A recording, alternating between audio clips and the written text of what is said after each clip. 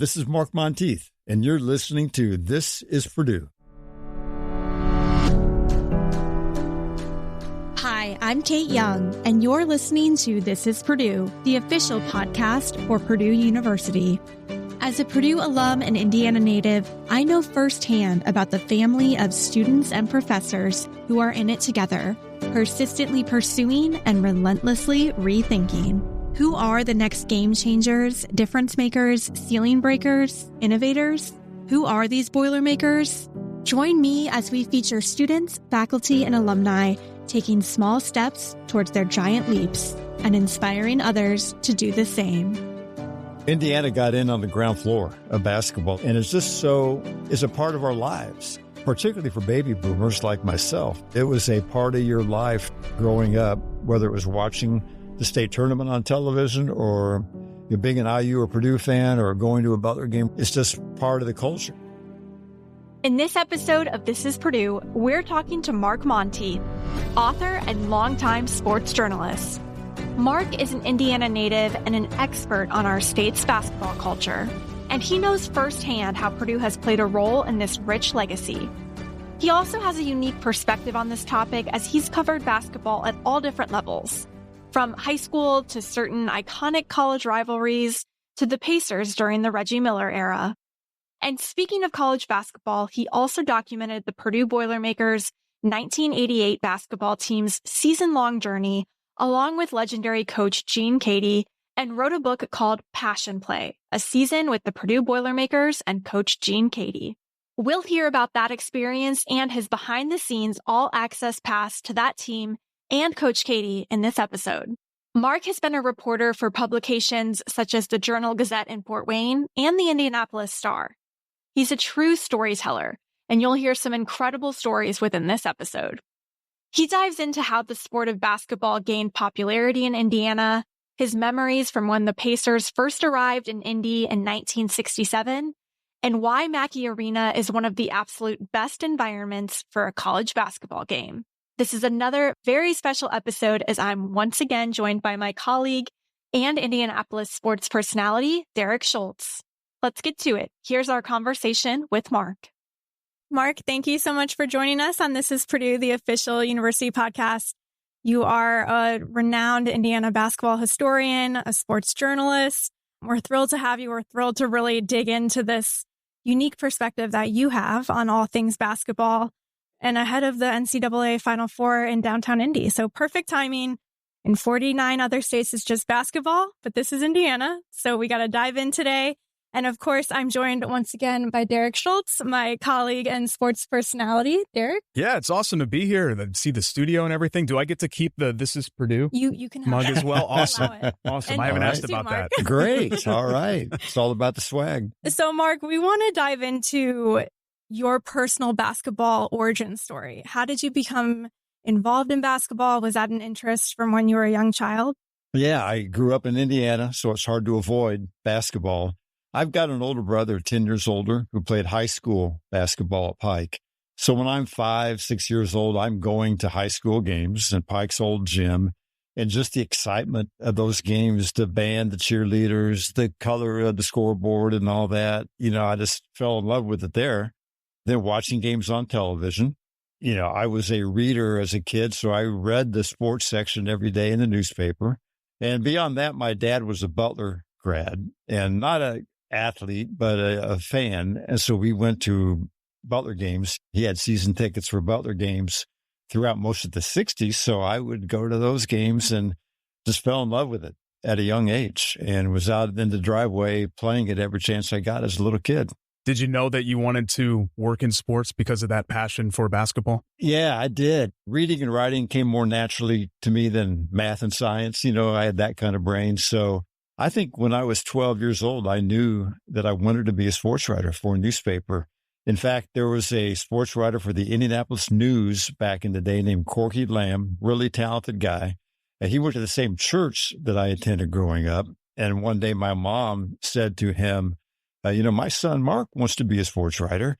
And Corky said, well, how old is he? And she said 12 or whatever I was at the time. And he said, well, maybe it's not too late to change his mind. He had been through the wars, that everybody goes through in a career, and things didn't always go his way. So he was a little bitter at that point, but I knew at a young age that that's what I wanted to do. Worked on the student paper in high school and college, that kind of thing. And just kind of always knew that's what I would do. As an Indiana native, and as we're approaching March Madness season, what do you think makes Indiana the state for basketball? Oh, I think, Indiana got in on the ground floor of basketball. The game was invented in 1891 by James Naismith, and one of his students at the Springfield YMCA in Massachusetts was a guy named Nicholas McKay, who came back to Crawfordsville a year later and brought the game, introduced it in Crawfordsville, Indiana. And basketball is perfect for the state of Indiana, particularly then, in that, the climate in the winter required an indoor activity. Small towns throughout the state where everybody would gather at the gymnasium for a basketball game that became the town gathering venue for everybody, just caught on. It got a lot of coverage in the media. The state tournament started in 1911. That quickly became a big deal. The Butler Fieldhouse built in 1928 for the state tournament specifically, and drew huge crowds, and they're on radio and then later television. And it just got in on the ground floor at the very beginning. And because of the climate and the culture and everything in the state, it just blossomed. Yeah, Mark, you mentioned the fact that the state tournament for high school basketball has been such a big deal in Indiana basketball lore. And what I've always found endearing about the state is the following, not only on the pro level with a pro team, the college level with Purdue, et cetera, but also the high school level. How much does that make Indiana unique compared to anywhere else in the country, just the passionate following for high school basketball? Yeah, it's really been about high school. Hoosier hysteria is high school basketball, basically. And even throughout the 30s and 40s, high school basketball was bigger than college basketball. Indiana won a national championship in 1940, but really high school basketball was still bigger at that time. That state tournament in Butler can't be undervalued. Again, all the small towns gathered for the high school games. I would say until the Pacers began in 1967, high school basketball was it. Butler games drew, IU and Purdue had good teams here and there that were popular, but it was about high school basketball really for a long time, and still is to a large degree. The good teams still draw. Obviously, we all know class basketball had an impact on it. That was probably likely to happen anyway. There's so many diversions now for people, sporting events on television and so forth. But high school basketball is the foundation of the game in Indiana for sure. In other states, I've researched this. Indiana had a Mr. Basketball in 1939. No other state had one until, I believe, 1950. And some didn't have any until the 80s. But in Indiana, we followed the game that closely and honored the players in a major way going back to the 1930s. So when we talk about breakout stars in Indy, we have Caitlin Clark, Tyrese Halliburton, there's Netflix shows, there's commercials. What has that been like for you as a journalist, as you're covering these games? When you're attending games, you're talking to fans, interacting with other journalists, when we have these big superstars now in Indy? It's been great. I think certainly the teams that win championships are well remembered, but really it's individual players, I think, who get remembered the most. So currently it's people like Tyrese Halliburton and Caitlin Clark and others. They're nationally known worldwide actually now. And when you look back, people have a lot of memories of people like a Rick Mount. I talked to Rick on the way up today, as a matter of fact, on the phone. People remember individual games or individual careers, All-Americans. They remember Reggie Miller. They remember the teams and the success those teams had, but I think people latch onto the players more than the teams long term. They remember them. They know the personalities. They remember the individual games that players had. Tamika Catchings. You can relate to a player one-on-one more than you can relate to a team, I think, because you get to know that player. So the players of today that you mentioned, Halliburton, Clark, and others, just further Hoosier hysteria, further the popularity of basketball in the state. This state has produced a lot of national, even international stars, some of whom you just mentioned, right, with Halliburton and Clark. And then you go back to Reggie Miller. But you talked about Rick Mount. the first ever high school athlete on the cover of Sports Illustrated. Could you argue that he was perhaps the first real national basketball star that this state produced? Yeah, I think so, because it didn't get the media coverage. I mean, Johnny Wooden was probably the best guard in the world for the first half of the 20th century, but not that many people knew that, or not that many people saw him play. Games weren't televised when he played. But yeah, Rick Mount on the cover of Sports Illustrated in 1966. He's actually the first high school athlete from a team sport to be on the cover. There were a couple of swimmers, Olympic swimmers, who were on the cover before him, but that blew up. And I remember being in 5th grade at Eastbrook Elementary, knowing that he was going to be on the cover because it was in the newspapers. And when we got word that the issue of Sports Illustrated had arrived in the school library, a few of us sprinted down there just to look at it. That was a big deal. That was a huge deal. And of course, Purdue had other great players throughout the 60s and on after that. And, every team eventually will have some great players, and people love that, man. And people will never forget a great player and that player's accomplishments. I always pass by the silo or barn with the Rick. Oh, yeah, it's still there. They used to have a sign outside of Lebanon, Lebanon, Indiana, home of Mr. Basketball, Rick Mount. And it stood there for years. And George McGinnis, who later became a great player, told me once that he and a couple of high school teammates drove up there just to look at it. They had heard about it, and they just wanted to see it. And then they did a U-turn and went back and looked at it again. I mean, things like that stick with people. George McGinnis, who obviously became a Hall of Famer in his own right, was so starstruck by Rick Mount that when George joined the Pacers, after Rick had already been there a year, he couldn't wait to shake his hand and meet him. He said, I got chills when I shook his hand, this kind of thing. So again, there's a great player in his own right who was just starstruck by a great player who came before him. So again, you remember those players. Derek and I both live in the Indy area. As a writer for the Indianapolis Business Journal, how have you seen the success of Indy sports teams? You think about the Pacers run last year. How have you seen that drive development in the city? I think sports, and particularly the Pacers, have had a huge impact on Indianapolis. I mean, when the Pacers won their first title, ABA title in 1970, the city had latched on to them. They were there and they were established. And it quickly became evident they need a better place to play. They were playing at the Fairgrounds Coliseum, capacity of about 9,100. There would be standing room tickets. I bought a couple standing room tickets on my day for $1. It quickly became obvious they needed a better place. And there were proposals to play out on farmland outside the city, that kind of thing, build the structure there. But fortunately, Mayor Lugar stepped in and got it done downtown, and they built Market Square Arena right downtown. And that was huge for the development of Indianapolis. That took people downtown again because it was dying because they were building shopping malls around the suburbs, that kind of thing.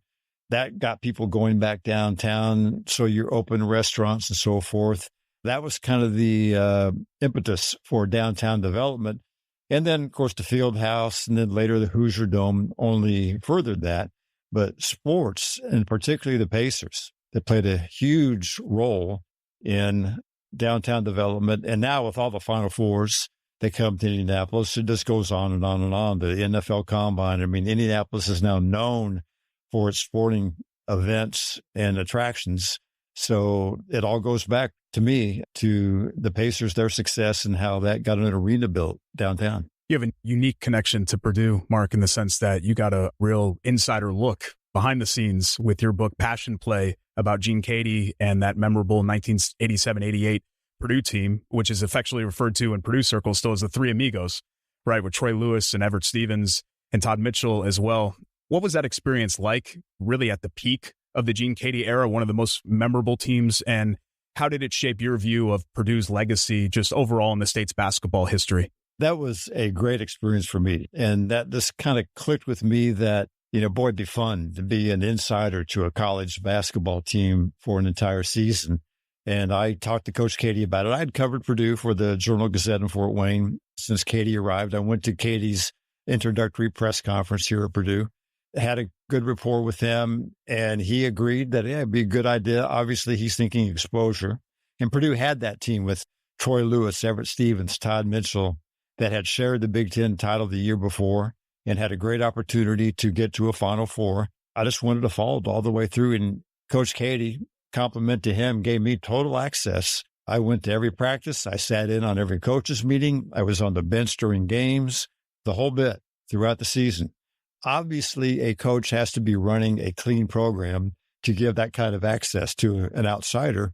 He put no limitations on me. He joked about wanting to read the book before it went to print, but he never did. You know, he never asked for anything.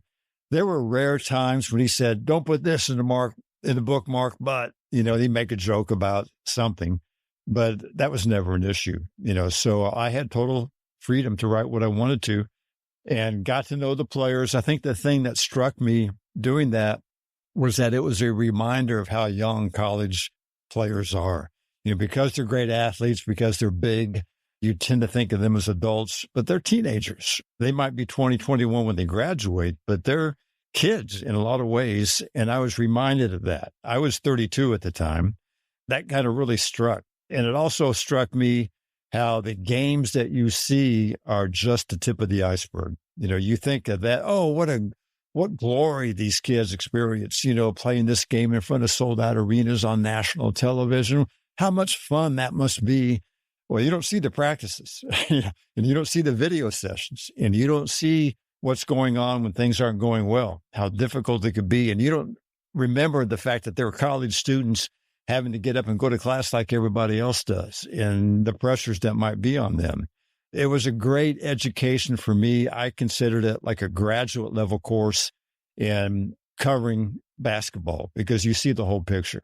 You learn a lot about basketball itself, all the work that goes into scouting a game, listening to what goes on during the timeouts.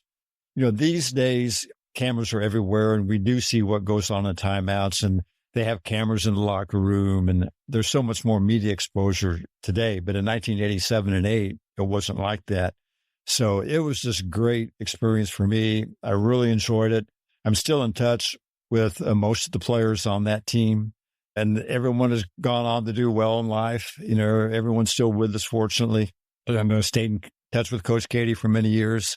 It also reminded me of how loyal the Purdue fan base is.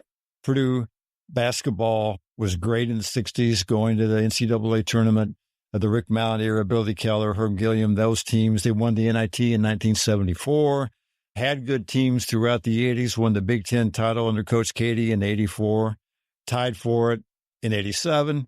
So the fan base was plugged in.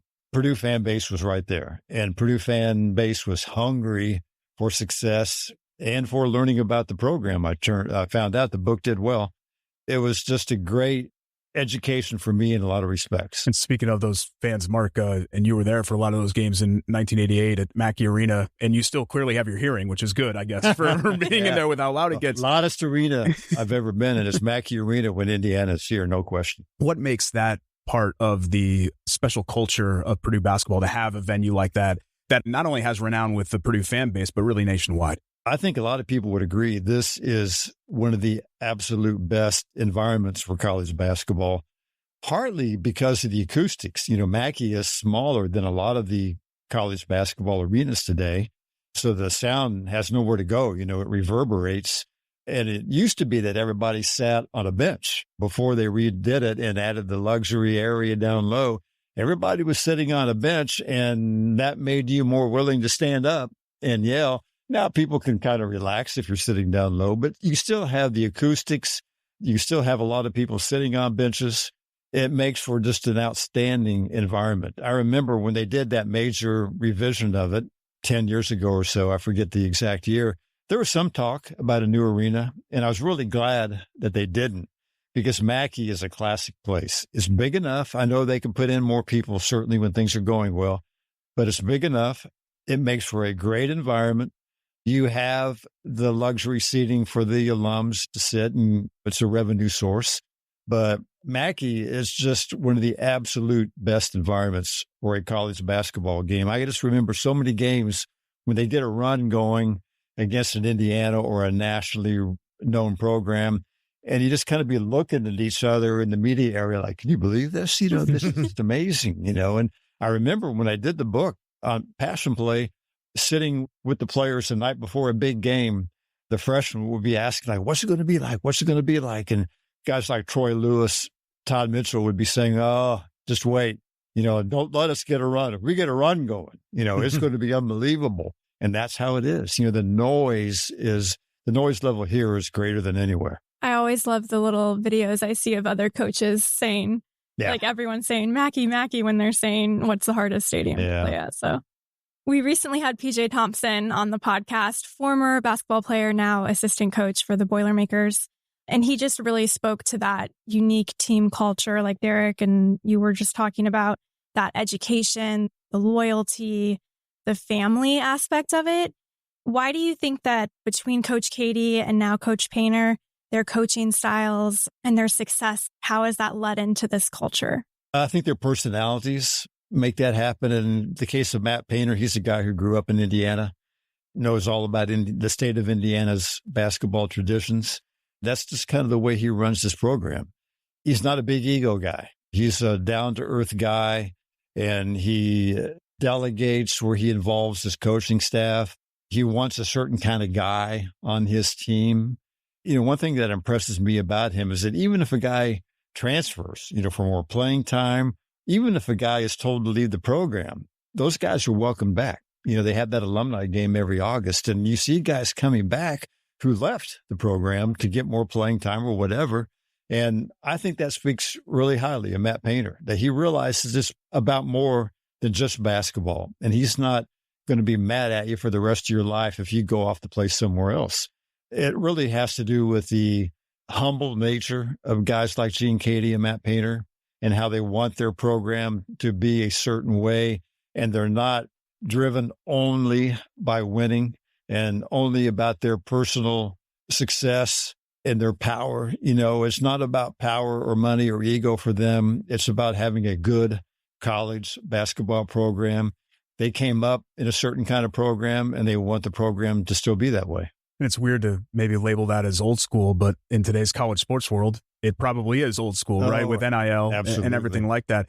Does that sort of value-based come here, get your education, be better for your future on and off the basketball court? Do you think that that connects more deeply with fans here in the state of Indiana because it aligns with those sort of values for the Midwest as well? Yeah, I think so. It really aligns with Midwestern values, and particularly when you're not playing in a big city, when you're not playing in Louisville or Chicago or whatever, even Columbus, Ohio, it just fits better that way. So absolutely, I think it does. We talked about your book, your experience writing that kind of all access behind the scenes pass you had. What was it about that 1988 team that really compelled you to write the book? Well, just the chance they had to win a national championship. They, again, had tied for the Big Ten title with Indiana the year before, had all these guys coming back, 4 of their starters coming back. You had these 3 seniors who were in their 4th year. So mainly the fact they had a chance to be really successful, but also the opportunity that Coach Katie allowed me, knowing the coach he was, I knew what kind of program he ran and that I wouldn't have to turn the other way a lot. I wouldn't have to hide anything. Fold your nose. Yeah. It all fit together. The timing was right for me. I was just at a stage of my career that I wanted to do something like that. But mainly the fact that team had a chance to be really good. And I knew they were good guys. And I wanted to get into what their experience was like, who these guys were, and how they felt about different aspects of playing major college basketball and tell their stories as well. And it had to be the right kind of guy, to do that with. He didn't want guys who were troublemakers, that type of thing, and tell that kind of story. And you may not know this, but I tried to repeat it with a couple of Matt Painter's teams, when they had the team, 2009 or 10, when Hummel, Jawan Johnson, E'Twaun Moore were going to be seniors. Yeah. I did it again. I spent that season with them. Matt gave me that access again to do it. Rob goes and blows out his knee on the first day of preseason practice, but I had already committed to doing it. I actually was staying in Coach Katie's house. He was out at St. John's with Steve Lavin. I paid rent and stayed in his house. Wow. But that season, it didn't quite work out, and then Rob Hummel was going to come back the next year. I thought, well, that could be a great story. And I came back and spent a second season doing that every day with him, every meeting. But there just wasn't enough there to do a book that people would want to buy. It's hard enough to sell a book these days, and those seasons weren't championship seasons in any sense. Still, no regrets. A great experience for me of being in that program for 2 seasons and seeing every step of the way. I was older then, more of a generation gap between me and the players. Didn't get to know them the same way I knew the 88 guys, but did get to know a lot of them well and still I still see Tyrone Johnson in Indy, and I run into Kelsey Barlow, and I talk to Rob Hummel now and then, and, establish relationships. And I could tell you that Matt Painter was running the cleanest program in the country and was doing things the right way. But the seasons, because of Rob's injury, just didn't quite work out the way they hoped. So didn't do a book, although someday I would like to do something on those teams and what became of those guys and how things evolved. But that's further down the road. I love to see Robbie's career as a sports journalist now. Yeah. I'm always watching for him. Oh, yeah. Yeah. We have to get him on here. What about your interest in the Pacers? I was 12 years old when the Pacers began play in 1967 and went to some games that first year at the Coliseum. I remember their very first game in October of 1967, talking to my older brother, we should go to that game, and we didn't, which was a good thing because it was sold out. They gave away so many tickets, they actually turned people away. They had a smart GM who wanted the first game to be a big thing, so he gave away a lot of tickets. Oh, yeah, okay. Yeah. Every fire department and police force, and they just flooded it with tickets to make sure they had a big event. So I followed the Pacers from the very beginning, went to some games that first year. First game I went to, I got Rick Barry's autograph. He was doing radio for the Oakland Oaks, and just stayed with it. Went to games throughout high school. College was away from it somewhat, but then I was working in Fort Wayne. And when I moved back to Indianapolis in the mid-'80s, began going to games again. So I always had a big interest in the Pacers and certainly followed their championship teams closely. And then when I became a working journalist, had an opportunity to write about those guys and get to know them. Got to know guys like George McGinnis and Mel Daniels well, Billy Keller. That's been a big part of my career as well. I feel very fortunate to have had elements where I was doing college stuff, doing a book with Purdue and covering Bob Knight's teams in Indiana, and then also being the Pacers beat writer for the Indianapolis Star for like 12 years, which was a great experience. And my timing was very fortunate because most of those years they were really good, and I saw some amazing things during that time. Really enjoyed that as well. I've been very lucky with my timing. Also, the fact that newspapers were more relevant when I was doing it. People needed newspapers to know what was going on at that time. So very fortunate in that regard. We touched on this a little earlier, but what do you think that the NBA Finals and the Pacers making it that far last season meant to the state of Indiana? Oh, a lot. And people just fell in love with that team, and they had so many dramatic moments, the Halliburton shots and just players just going off. I mean, the games were so good. The team was so likable, good guys. And people in Indiana want to like the players. They want to think of them as good guys. They'll support any team that wins, but you want the guys to be guys you feel like you would get along with or like. And that team was certainly one of them. It just clicked, I mean, boy, you never saw so many people wearing Pacers merchandise throughout the playoffs, throughout the summer, and even now that they're, because of the injuries, not having a good year, I think fans are giving them a pass. They understand. They have so many great memories from last year that they're still clinging to that and still going to games and still liking this team. They can't go on this way for long, but they still like the team. And I think that team really took hold the similar way that some of the Reggie Miller teams did and the ABA championship teams did. We saw the NBA championship decided in Indianapolis last year, as well as Oklahoma City. This year, men's basketball, Final Four, making its return to Indy. And it's been in this rotation. So we've seen a lot of great Final Four memories here in Indianapolis, including Purdue's second trip in 1980, one of their 3 trips at the old Market Square Arena. Yeah. What makes the Final Four special to you, Mark, especially when it's right here in our backyard? Yeah. Well, it brings the whole country together. It's the Final Four is as big a sporting event as there is, right there with the Super Bowl. I can't quote you TV ratings or whatever, but it's a obviously very big deal. And when it comes to your city, the nation converges. And I covered the Final Four in 1980 when Purdue was in it. And it was a big deal then, but not like today. To think of a Final Four being in a basketball arena and not a football stadium, that's pretty quaint by today's standards, but really enjoyable. And just the color, you still have the cheerleaders and the bands and everything. It still has a more of a innocent atmosphere than the pro game does. They're a lot of fun to cover. You have 2 games on a Saturday, and then it's a tournament, so you have another game on Monday. It's just a great thing for any city that gets to host it, and it's the best. It's never better than when it's in Indianapolis because it's the perfect city to host an event like that. I've covered Final Fours in Dallas and Philadelphia, other cities, and it's not the same because I covered in Seattle once. You're always getting on a bus, being taken to a practice or a press conference or a game or whatever. And it's okay, but it's not convenient. Indianapolis, you can walk to wherever you want to go. You walk to dinner, you walk to practice, and when you're doing that, you're mingling with people there for it. You're mingling with fans from other teams. It creates a more festive atmosphere. It's a party. You're out at restaurants and fans from all over are there. I think that's what people love about it being in Indianapolis. It just has the best atmosphere of any Final Four. These other cities are usually bigger. You're all spread out. You're having to get on a bus or take an Uber somewhere. So Indianapolis, just a perfect place for a Final Four. And that's why it has it so often. I love that word, festive. That's fitting. In your eyes, what will continue to set Indiana basketball culture apart? Oh, I think it's so well established that it'll never go away. I think on all levels, it's going to be there. Not the same in high school as it used to be. We all know that. But Purdue and Indiana are never going to go through too many seasons where they're not good. Notre Dame is going to be a factor. Butler's had its moments, that kind of thing.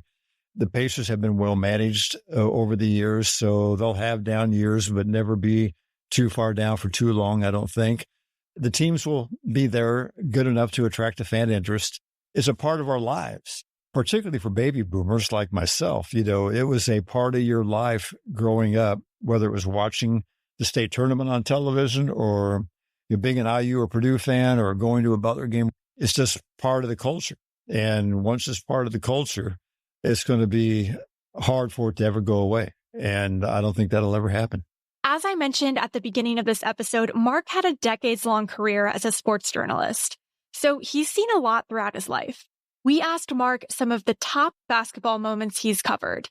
And, well, he has some incredible stories. Saw the chair throw. Covered the Purdue game at Indiana when Bob Knight threw the chair. What was that like in person? Great.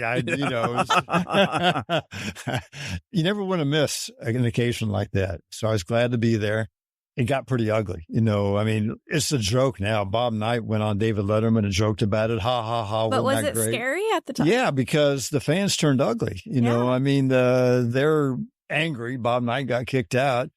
They're throwing coins, and there was one moment in the game where a call went against Indiana, and someone threw a coin that ricocheted and hit Gene Katie's wife in the eye. She left Assembly Hall that day with a patch over her eye.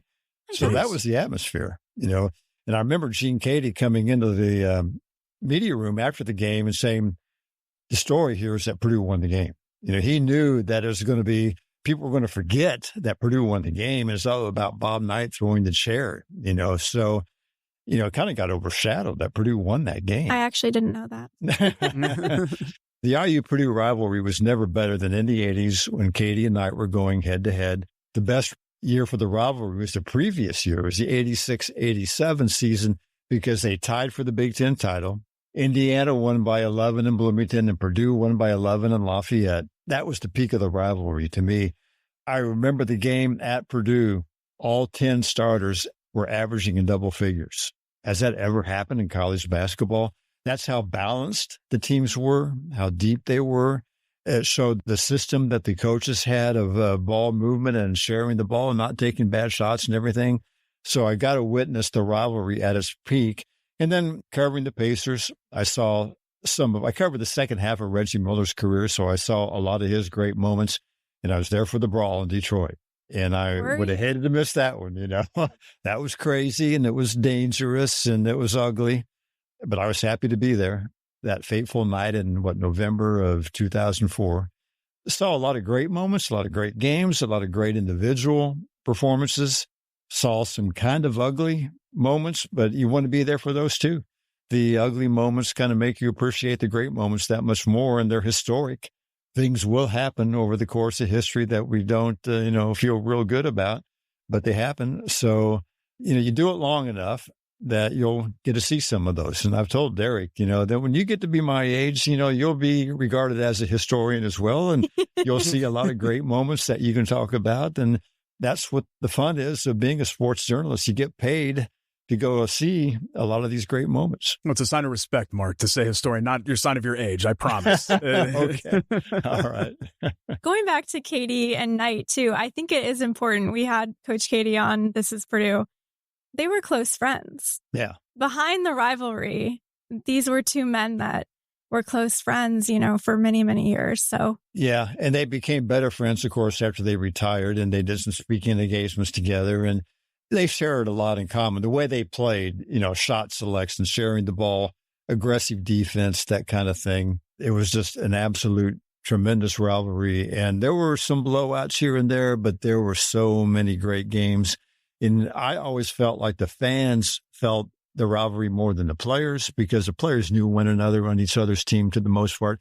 But that fan intensity certainly got under the skin of the players, and they felt it, and they looked forward to those games and loved playing in those games. Tremendous rivalry that I was privileged to see. By the way, Kate, and Mark can check me on this, I'm pretty sure Gene Katie, 21-20 all time against Bob Knight. Yes. Winning right. record. Absolutely. Just want to put that out there and get that on record. Yeah. Thank you, And that's no small deal. That's no small thing.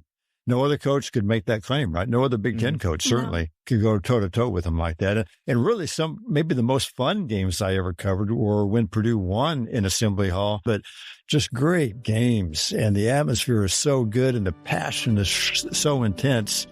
You won't see that very likely in many pro games. And to cover games like that, just to be in the building, you feel privileged. I can't thank you enough. It's been so fun. Derek, thank you for joining. Yeah, anytime. And I'm going to take you up on the coffee mug. I'm going to stick that in my bag. I'll give you a couple, We have some extras. Okay, well, thanks again, Mark. It was awesome. Thank you, guys. Appreciate it. Wow, that was incredible. We can't thank Mark enough for joining us. If you want to watch our full video interview with Mark in our podcast studio, check out our YouTube page, youtube.com/@ThisIsPurdue, and click that subscribe button while you're there. Plus, be sure to follow This Is Purdue on Apple Podcasts, Spotify, or wherever you get your podcasts. This Is Purdue is hosted and written by me, Kate Young, and a special thanks to my co-host on this episode, Derek Schultz. Our podcast videography for this episode was led by Thad Boone in collaboration with John Garcia and Allie Cheney. Our social media marketing is led by Maria Welch. Our podcast design is led by Cheryl Glotzba. Our podcast photography is led by John Underwood. Our podcast team project manager is Rain Gu. Our podcast YouTube promotions is managed by Megan Hoskins. Additional writing and research assistance is led by Ashvini Malshi. And our creative production manager is Delaney Young. Thanks for listening to This Is Purdue. For more information on this episode, visit our website at purdue.edu/podcast. From there, you can head over to your favorite podcast app to subscribe. And don't forget, you can also check out all of our podcast content on our podcast YouTube page, youtube.com/@ThisIsPurdue. And as always, boiler up.